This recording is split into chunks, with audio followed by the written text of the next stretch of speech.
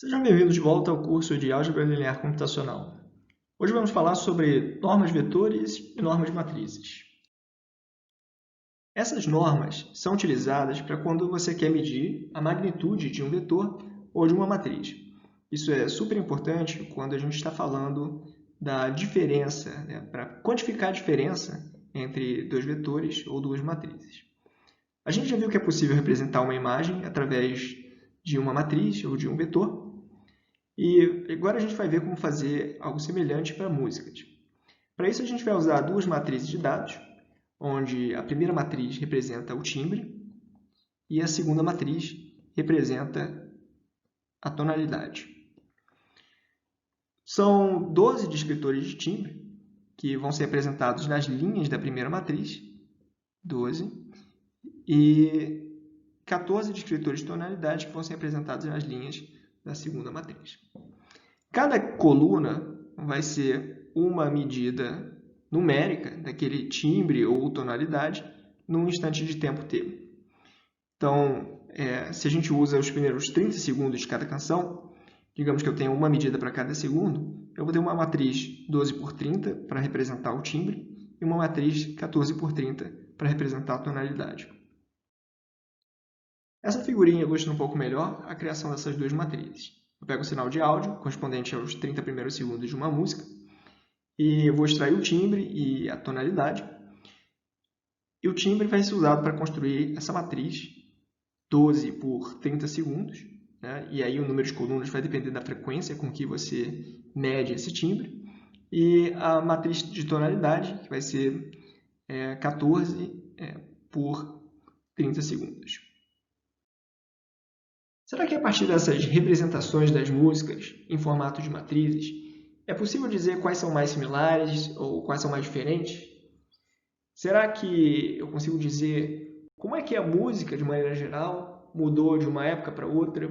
Se ela mudou muito, se ela mudou pouco? Essas perguntas foram investigadas em um artigo que foi publicado na Royal Society Open Science em 2015. Em resumo, esse artigo mostra como transformar essas matrizes, né, para um determinado espaço, né, onde as músicas são representadas como vetores, e as diferenças entre vetores nesse espaço, elas representam alguma medida de diferença entre as músicas. E aí a gente vai olhar para a norma desses vetores de diferença. Esse aqui é o resumo do artigo, e ele começa dizendo que em sociedades modernas, mudanças culturais parecem não ter fim, e essas mudanças são especialmente óbvias para a música popular, né? Porque as músicas, claramente, o estilo, né, vai mudando de uma época para outra. E existem muitas ideias, né, do surgimento, da evolução da música popular, só que a maior parte das afirmações elas não são baseadas em evidência científica. Então, os autores do artigo pegam dados do US Billboard Hot 100, que contém para cada ano as 100 músicas mais populares nos Estados Unidos entre os anos de 1960 e 2010. Então, eles usam algumas ferramentas para analisar as propriedades de 17 mil músicas que apareceram que apareceram nesses rankings, né? E demonstram que realmente existem tendências que podem ser quantificadas em relação a propriedades da tonalidade e do timbre. E aí eles usam essas propriedades para basicamente rejeitar, né, ou validar, testar muitas dessas teorias clássicas de mudança cultural. E em particular, eles estão interessados em saber se a música popular ela mudou gradualmente ou se tiveram realmente alguns pontos da história em que teve uma mudança grande. E aí eles mostram que, embora ela tenha evoluído continuamente, tiveram 3 períodos em particular onde se poderia dizer que teve uma revolução estilística, né, que foram em torno de 1964, 1983 e 1991. Então, a ideia principal do artigo gira em torno dessa noção de distância em algum espaço que pode ser pensado como sendo o espaço musical. A gente viu que é possível representar cada música através de duas matrizes, e os autores usam essa representação e aplicam a 17 mil músicas, as top de cada um dos anos entre 1960 e 2010. Fazendo uma transformação dessas matrizes, eles querem determinar quais canções estão musicalmente próximas e como elas evoluíram no tempo. Será que houve alguma ruptura musical ao longo dessas décadas? Eu não vou entrar em detalhe, mas basicamente o que os autores fazem é pegar as matrizes de tonalidade e as matrizes de timbre e decompor essa matriz usando essa noção de tópicos, né? Então, ou o equivalente ao que a gente viu como conceitos na aula sobre SVD. E aí cada música ela passa a ser representada como 8 conceitos de tonalidade e 8 conceitos de timbre. Isso me dá um vetor de 8 coordenadas. E aí, olhando para um determinado ano, né, para primeira coordenada das músicas que apareceram em determinado ano, eu consigo ver como primeiro, o que significa essa primeira coordenada, né? Ela está associada a uma determinada tonalidade, e eu vejo como é que a presença dessa tonalidade ela mudou ao longo do tempo, certo? Então a gente tem aqui para a primeira, para a segunda, aqui para a terceira a gente vê uma mudança grande aqui, né, nesse intervalo, e aí para as outras tonalidades. Eu posso fazer a mesma coisa para os timbres, né? E com isso eu consigo determinar pontos onde houve realmente bastante mudança. Então, naquele artigo, os autores usaram 2 vetores de dimensão 8 para representar cada música. Se você concatenar 2 vetores desses, você tem um vetor no R16. A gente não consegue plotar pontos no R16. No entanto, é possível obter uma representação de baixa dimensionalidade para vetores que estão num espaço de dimensão maior. Então, eu consigo pegar um vetor no R16 e representá-lo no R2 e no R3, de maneira que as distâncias no R16 sejam mais ou menos preservadas para essas novas representações no R2. Então, a gente consegue pegar e obter representações no R2 para músicas, e quando a gente olha para músicas de um mesmo estilo, se a gente pintar esses pontos segundo o estilo, a gente vai ver que as músicas pop elas são próximas umas às outras quando você olha para o áudio, né? Quando você olha para os timbres e para as tonalidades que são utilizadas. Essa ideia de que as músicas podem ser embutidas ou representadas em um espaço onde a distância indica o quão diferente elas são, pode ser usada para geração automática de playlists, onde o sujeito quer ir de um determinado estilo para outro estilo de maneira suave, né? Sem fazer transições bruscas. Então, ele pode escolher, né, 2 estilos aqui, por exemplo, Dance, né, esse rosa choque, e Oldies, que é esse rosa um pouco mais claro. E a gente pode ir pulando, né, de música em música sem fazer saltos muito grandes. Isso vai fazer transições suaves na playlist. Uma vez que a gente representa músicas ou mesmo imagens em um determinado espaço vetorial, a gente pode usar a norma de vetor para calcular a diferença entre 2 músicas. No caso do R2, a gente já está acostumado a calcular a norma de um vetor U igual a xy, como sendo a raiz de x ao quadrado mais y ao quadrado. No R3, se a gente tem um vetor xyz, a norma vai ser a norma euclidiana, né, ou norma 2, vai ser dada por raiz de x ao quadrado mais y ao quadrado mais e ao quadrado. Generalizando a norma euclidiana para um vetor no Rn de x, dado pelas coordenadas x1, x2, xn, a gente tem o seguinte: norma de x vai ser a raiz de x1 ao quadrado mais x2 ao quadrado até xn elevado ao quadrado.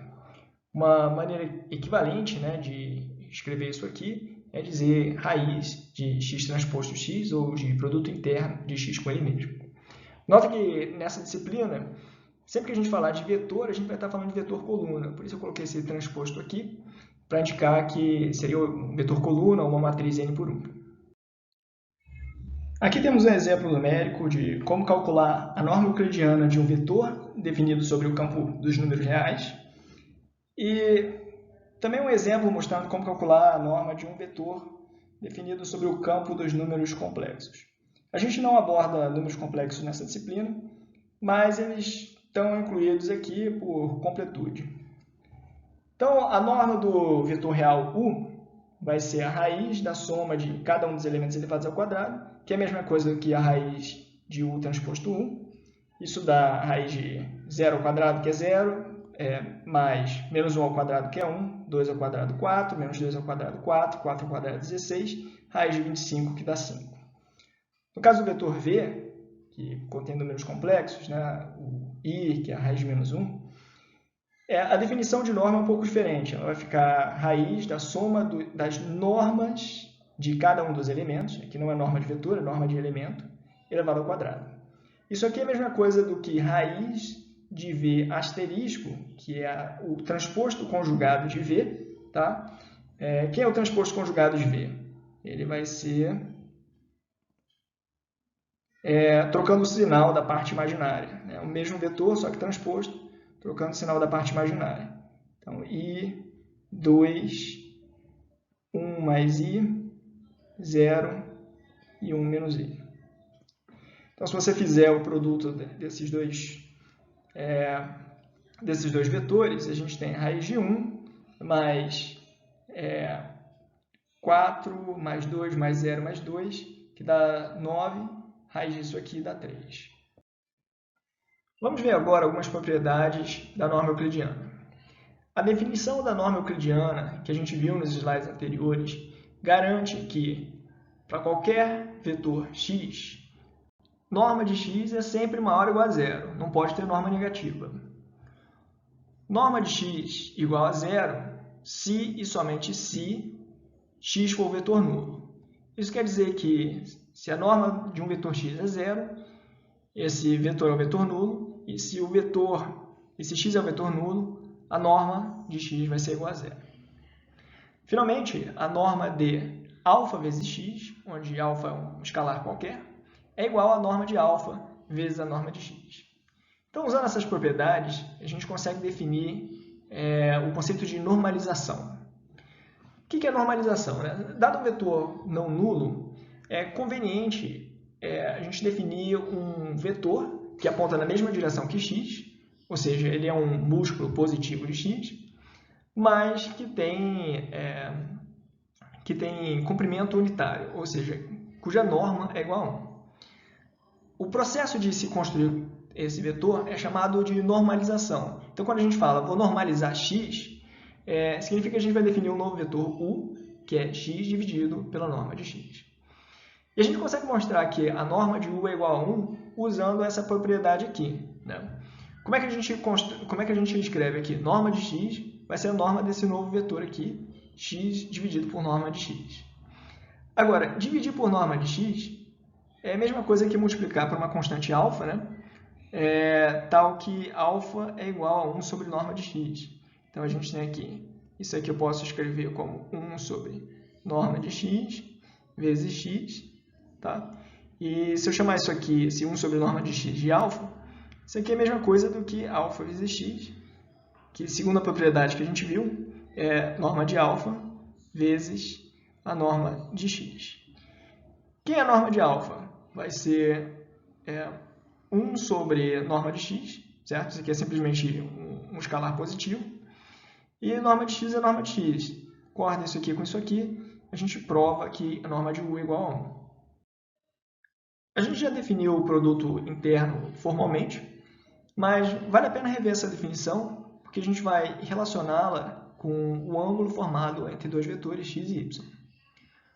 O termo escalar definido por x transposto y, onde x e y são vetores coluna, é igual ao somatório, né, dos xi e yis. Esse termo é chamado produto interno dos vetores x e y, ambos no Rn. Mas o que é o produto interno de dois vetores a e b? Ora, o produto interno é um número, ou seja, é um escalar. Qual a relação desse número com os vetores a e b? A gente consegue provar que no R2, no R3 ou no Rn, o produto interno de dois vetores a e b, dado por A transposto B, é igual à norma de A vezes a norma de B vezes o cosseno θ. Isso aqui desse jeito parece não ser muito intuitivo, né? Mas quando a gente pega o primeiro fator e multiplica pelo último fator, a gente tem norma de A vezes cosseno θ, que é simplesmente o comprimento da projeção ortogonal de A sobre o vetor B. Como é que a gente vê isso, né? Vamos olhar para a figurinha aqui. Tem o vetor A, tem o vetor B, que formam um ângulo θ, e quando a gente projeta, faz uma projeção ortogonal de A sobre o vetor B, a gente tem esse novo vetor aqui. Tá? Qual a norma desse novo vetor? Se você lembra de como decompor a velocidade lá na física, né, a gente tem aqui norma de A vezes o cosseno de θ. Então, esse termo aqui, né, norma de A vezes cosseno de θ, é o tamanho da projeção de A sobre B, projeção ortogonal de A sobre B. Se a gente passar esse norma de B para o outro lado, a gente tem que norma de A vezes o cosseno θ é igual a produto interno de A e B dividido pela norma de B. A gente viu no slide anterior que B dividido pela norma de B é o vetor que você obtém ao se normalizar B, ou seja, é um vetor unitário que está na mesma direção de B, né? Vou desenhar aqui em azul. Ele é esse vetor aqui, B dividido pela norma de B. Vamos chamar esse vetor de U. O que seria o produto interno de A e U? Seria, usando a definição aqui, né? Norma de A vezes norma de U vezes o cosseno θ. Então, isso aqui é norma de A vezes o cosseno de θ, já que a norma de U vale 1. Isso quer dizer que, se você faz o produto interno de um vetor com um vetor unitário, o resultado, né, o resultado desse produto interno é o tamanho da projeção de A sobre o vetor unitário. Usando a definição que a gente viu no slide anterior do produto interno de x e y, como sendo norma de x vezes norma de y vezes o cosseno do ângulo formado entre esses dois vetores, a gente consegue provar a desigualdade de Cauchy-Schwarz. Isso porque o cosseno de θ está sempre entre menos 1 e 1. Então, se você colocar a norma, né, dos dois lados, okay? Então a gente tem aqui norma, certo? A gente vai ver que isso aqui ele vai ser sempre menor ou igual à norma de x vezes a norma de y, que é a desigualdade de Cauchy-Schwarz. Observa que ela relaciona o produto interno com as normas dos vetores. Usando essa desigualdade, a gente consegue provar o famoso teorema da desigualdade triangular.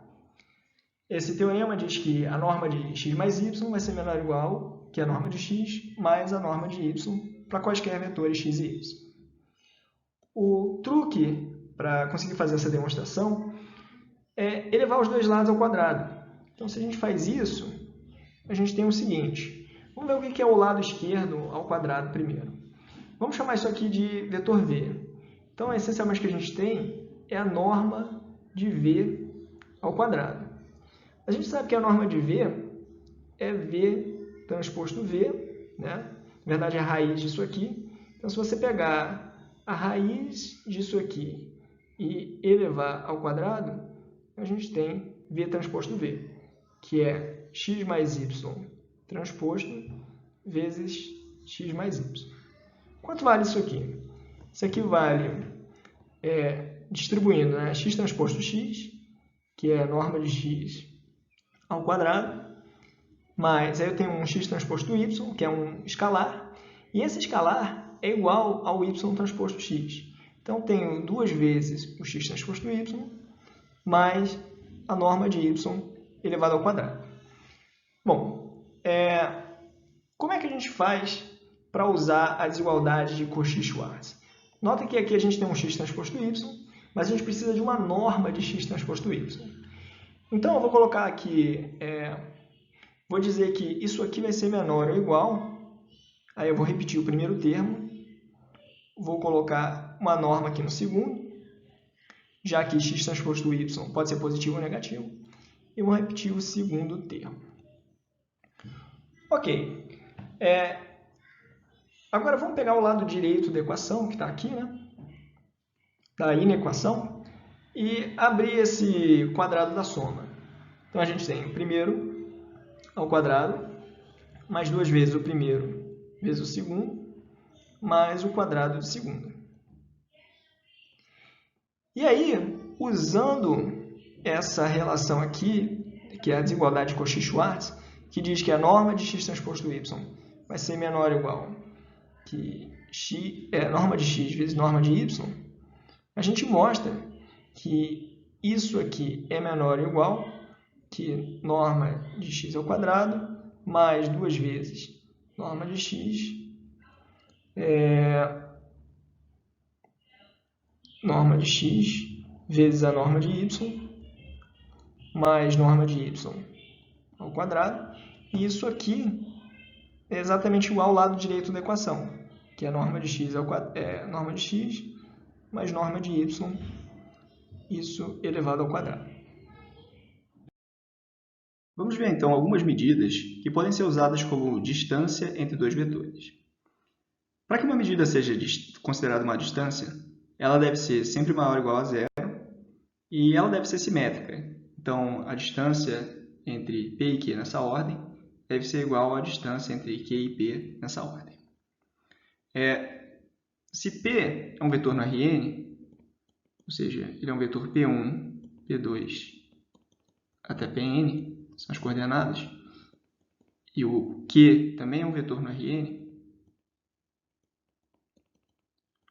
uma medida que satisfaz a definição de distância é a norma da diferença entre esses dois vetores. No caso da norma 2, a gente tem que ela é definida como a raiz de Q1 menos P1 ao quadrado, mais Q2 menos P2 ao quadrado, até Qn menos Pn ao quadrado, que pode ser escrito também usando um somatório. Para o caso bidimensional, a gente consegue ver aqui como calcular essa distância. A gente tem um vetor x1, y1 e um vetor x2, y2. Eu quero calcular a distância entre dois vetores. E essa distância é dada por esse vetor aqui, cujo tamanho é c, né? E usando o teorema de Pitágoras, a gente consegue mostrar que c ao quadrado é igual a ao quadrado mais b ao quadrado, certo? Onde a o módulo da diferença na primeira dimensão, né, no eixo x, e b é o módulo da diferença na segunda dimensão, que é o eixo y. Portanto, a gente tem que d é igual a raiz de a ao quadrado, que é o módulo de x2 menos x1 ao quadrado, que é simplesmente x2 menos x1 ao quadrado, mais o módulo de y2 menos y1 ao quadrado, que é simplesmente y2 menos y1 ao quadrado. Uma outra distância bastante famosa é a Manhattan Distance, também conhecida como L1. E ela tem esse nome baseado na maneira como as ruas na ilha de Manhattan estão dispostas. Elas formam um grid, então você tem as avenidas, né, nessa direção, e você tem as ruas, cujos números vão aumentando nessa direção aqui. Então, a distância entre dois pontos, né, quando você anda de um ponto A a um ponto B, você não pode simplesmente andar numa linha reta, porque aqui você tem os prédios, né, você tem os quarteirões, Então você tem que ir tem que andar pelas ruas, né? Ou seja, dando volta nos quarteirões. E aí você pode pensar no número mínimo de ruas que você tem que atravessar, né? ou passar para ir de um ponto a outro. Olhando aqui para esse grid da direita, né? A gente tem 2 pontos marcados pelos círculos pretos. A gente não consegue ir diretamente de um ponto a outro, né? Só se você pudesse atravessar os prédios. E então as distâncias mínimas, a distância mínima para ir de um ponto a outro pode ser ou essa linha azul, ou pode ser a linha vermelha, ou a linha amarela. Todos dão tem o mesmo comprimento, né? Então a gente pode ver que a distância entre esse ponto e esse ponto vai ser dada pela norma aqui da diferença nesse eixo, mais a norma da diferença nesse eixo aqui. Portanto, a norma L1, ou simplesmente norma 1 de um vetor, denotada com esse 1zinho aqui no subscrito, ela é igual à soma dos módulos de suas coordenadas. No caso de um vetor x no Rn, a gente tem módulo x1 mais módulo x2 até o módulo xn. No caso bidimensional, onde esse vetor x tem 2 coordenadas, x e y, a gente tem que a norma 1, ou norma L1, é igual ao módulo de x mais o módulo de y. Agora, se você está interessado na distância entre 2 vetores medidas através da norma L1, você tem que pegar a norma L1 da diferença entre o vetor x e o vetor y. Então, você vai fazer a diferença elemento a elemento, né? Tomar os módulos e somar. Então, a gente tem norma de x1 menos y1 mais módulo de x2 menos y2 até xn menos yn. Então, a gente viu que normas vetoriais podem ser usadas para definir distância entre 2 vetores. A maneira como a gente faz isso é definindo a distância como sendo a norma da diferença entre eles. Assim como uma medida tem que satisfazer certas condições para ser considerada uma distância, uma função de um vetor tem que satisfazer certas condições para ser considerada uma norma. O que a gente vai fazer agora é formalizar um pouco que funções, né, que condições são essas que as funções devem satisfazer. As perguntas que a gente tem que ter em mente quando é que a gente não tem uma contradição, né, e que propriedades devem valer para uma norma qualquer. A definição geral de normas vetoriais é a seguinte: uma norma para um espaço vetorial V, seja ele real ou complexo, é uma função, normalmente denotada assim, que mapeia o espaço vetorial V em R e satisfaz as seguintes condições. Primeiro, a norma de qualquer vetor x tem que ser maior ou igual a zero. E norma de x é igual a zero se somente se x é o vetor nulo. Norma de alfa vezes x é igual ao módulo de alfa vezes a norma de x para qualquer escalar alfa. E a norma de x mais y é menor ou igual à norma de x mais a norma de y, que é a desigualdade triangular. Vamos pensar agora um pouco sobre cada uma dessas condições, começando pela primeira. Lembra que norma de um vetor está associada a tamanho ou distância entre vetores. E não faz sentido a gente definir tamanho ou distância negativa, por isso tem que ser sempre maior ou igual a zero. Quando é que a norma de um vetor pode ser zero? Se for o vetor nulo, né? Se for qualquer coisa diferente de nula, tem um tamanho associado. Quando é que, vamos pensar aqui na condição de se multiplicar um vetor x por um escalar. Tá? Basicamente, quando você multiplica um vetor por um escalar, né, você está aumentando o tamanho dele alfa vezes, certo?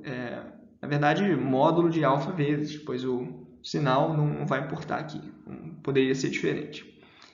A condição 3 é a condição chave não trivial que pode ser generalizada, que é generalizada a partir daquela ideia da desigualdade triangular, né, do plano, né, um triângulo no plano, onde a soma dos lados não pode ser maior do que o outro lado. Então, agora que a gente já viu as condições que uma norma deve satisfazer, a gente está pronto para generalizar as normas L1 e L2 vistas nos slides anteriores. A gente viu que a norma L1, ou simplesmente norma 1 de um vetor x no Rn, é dada pelo somatório, né, de i igual a 1 até n, do módulo de xi. Tá? A norma 2 ela é raiz de x1 ao quadrado mais x2 ao quadrado até xn ao quadrado. A gente consegue ver a relação entre essas duas se a gente pensar que cada um desses módulos aqui está sendo elevado a 1 e que eu estou tirando a 1ª raiz desse somatório aqui. Tá? Basicamente, isso que eu escrevi não tem diferença nenhuma, né? Mas fica mais fácil a gente ver a relação com o segundo. No segundo, se eu colocar esses módulos aqui, antes de elevar ao quadrado, tá? A gente vê que cada uma das coordenadas é considerada em módulo, tá? Claro que no caso do quadrado não faz diferença, mas aqui no caso da norma 1 faz diferença, né? Eu poderia ter uma norma negativa se eu não considerasse os módulos. Então, eu pego os módulos, elevo a 2 e tiro a raiz quadrada. Generalizando isso para a norma LP, a gente vai pegar os módulos, elevar a P, somar e tirar a pésima raiz, ou seja, elevar a 1 sobre P. Quando P tende a infinito, né, a gente define a norma infinito. E a gente consegue ver que ela é igual a maior coordenada em módulo se a gente observar que ao pegar... vamos pegar aqui dois números e elevar a um... Digamos que o nosso vetor x seja 1, 2 e 10. Ok? Agora eu vou elevar cada uma dessas coordenadas ao quadrado. Então a gente tem 1, 4 e 100. O que acontece se eu elevar cada uma das coordenadas ao cubo? Eu tenho 1, 8 e 1000. Vamos elevar agora a quinta. Né? Então tenho 32 e 10.000. Se a gente somar isso aqui, a gente começa a ver que esse termo aqui, associado à maior coordenada, passa a dominar o somatório. Observa que a soma desses elementos aqui, né, vai ser 10.000 e 31, né? 33. Se eu tirar a quinta raiz disso aqui, tá? Tirar a quinta raiz disso aqui vai ser praticamente 10. Tá? Então, quando a gente eleva a infinito cada uma das coordenadas em módulo e soma, esse somatório vai ser dominado pela maior coordenada em módulo. Tirando a infinitésima raiz desse somatório, a gente recupera a maior coordenada em módulo. Vamos pensar agora nos pontos que estão à mesma distância da origem, quando a gente define distância usando as diferentes normas. A gente vai ver que as normas vistas no slide anterior, elas vão induzir diferentes geometrias para o conjunto de pontos que estão à mesma distância. No caso da norma L1, que para um vetor no R2 é dada por módulo x1 mais módulo x2, a gente vai ver que os pontos que estão à distância 1 da origem, né, eles formam um quadrado rotacionado 45 graus. Claramente esses dois pontos aqui, né, esse e esse aqui estão à distância 1, e a gente consegue ver que para um determinado x1, né, a gente tem que satisfazer a seguinte restrição, né, x2, norma de x2 vai ser 1 menos a norma de x1. Então, isso aqui vai dar origem a uma reta, né, essa reta que liga os dois pontos. No caso da norma L2, isso aqui é igual a raiz quadrada de x1 ao quadrado mais x2 ao quadrado. Certo?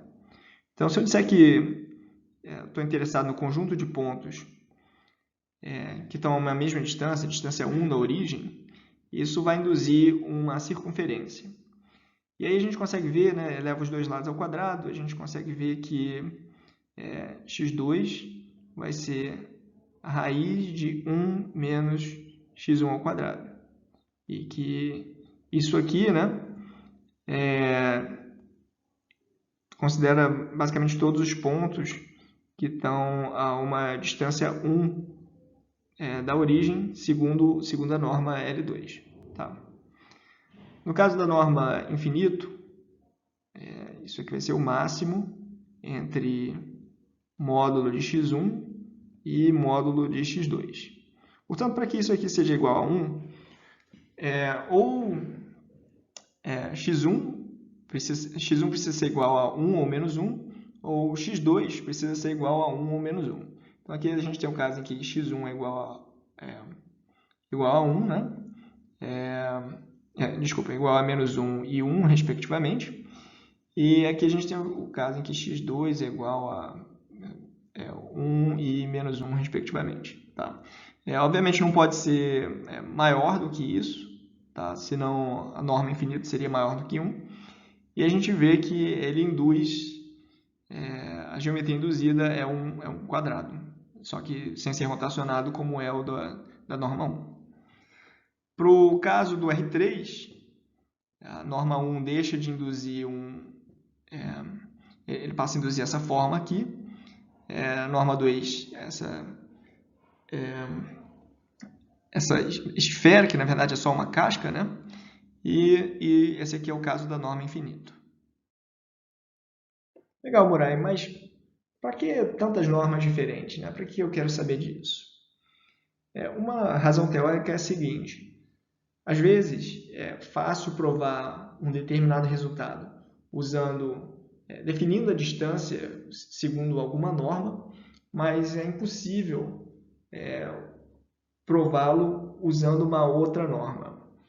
Por exemplo, pode ser que seja fácil mostrar que o tamanho de um vetor x, usando a norma L1 ou L infinito, decresce para zero, mas que não seja possível fazer isso usando a norma L2.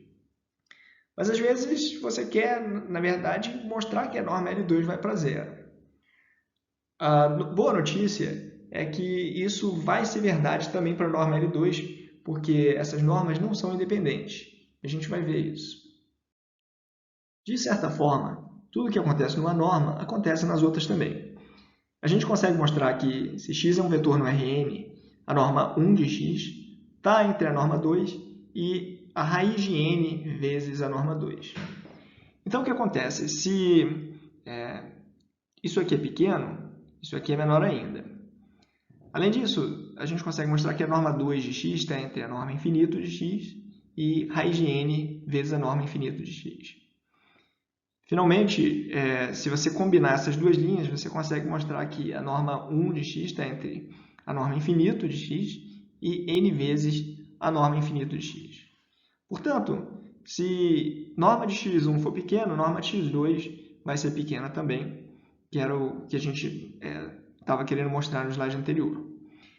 Tem outras coisas interessantes aqui, né? Que se a norma infinito de x for pequena e n for pequeno, a norma 1 de x vai ser menor ainda. As normas LP possuem as mesmas propriedades que a gente viu antes para as normas, né? Então, a única diferença aqui é que eu coloquei um P no subscrito, mas tudo aquilo que a gente viu antes continua valendo. Existe uma desigualdade Holder, que relaciona duas normas, duas normas P, né, com P maior que 1, então, digamos, norma P e Q, tal que 1 sobre P mais 1 sobre Q é igual a 1. Vamos ver um exemplo aqui. Por exemplo, P igual a 4 e Q igual a 4 terços. Se a gente fizer isso aqui, a gente tem 1 quarto mais 1 sobre 4 terços, que dá 3 quartos. Isso aqui é igual a 1.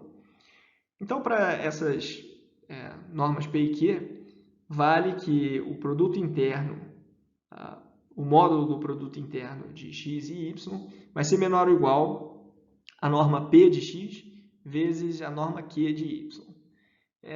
Parece uma coisa meio sem pé nem cabeça, né, que não tem utilidade nenhuma, mas eu já vi isso aqui sendo utilizado.